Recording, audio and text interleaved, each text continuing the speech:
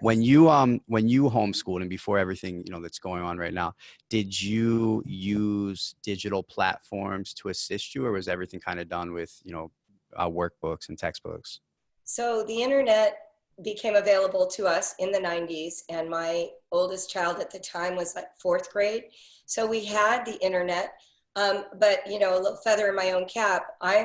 As far as I know, I'm looking forward to being corrected, but as far as I know, we were the earliest company to use cyber learning for teaching. And honestly, I started in January of 2000. I did my beta class in 1999, and we used email groups. Do you remember e-groups? Yeah. So we didn't even use a website or a big platform. But what I discovered really early on, and what continues to this day in Brave Writer, is that there is a complete renaissance of writing because of the internet. More children today and more adults are writing than in the history of the world combined, for a published audience. Like, you put out a tweet, that's publication. That isn't just writing on a scratched piece of paper. So what we discovered is we could take advantage of this hunger to self-express, and especially in a community context. And so we began with email, and we've, since developed our own platform. We don't use Blackboard or Canvas. We have our own platform, and we've educated tens of thousands of families that way. And here's what we've learned about cyber education, especially the way we do it. We're asynchronous.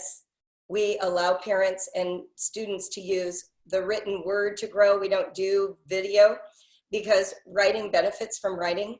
So they are reading, and then they are even expressing questions and comments in typing. And what ends up happening is their brain actually goes through a shift to where writing becomes self-expression, and it's as natural as speaking.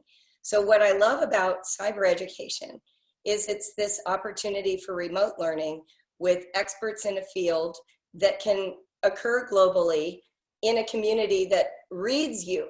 It's not just a teacher reading one lesson.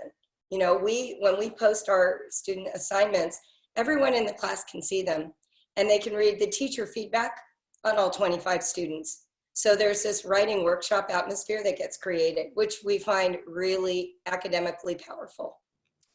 Powerful. Interesting. So you mentioned asynchronous, and I know the opposite of that is synchronous, and maybe there's some families who don't know what that means, Yep. but I know those are important terms in cyber education. Can you please elaborate and explain? Yes, great. Asynchronous means you log in on your own schedule.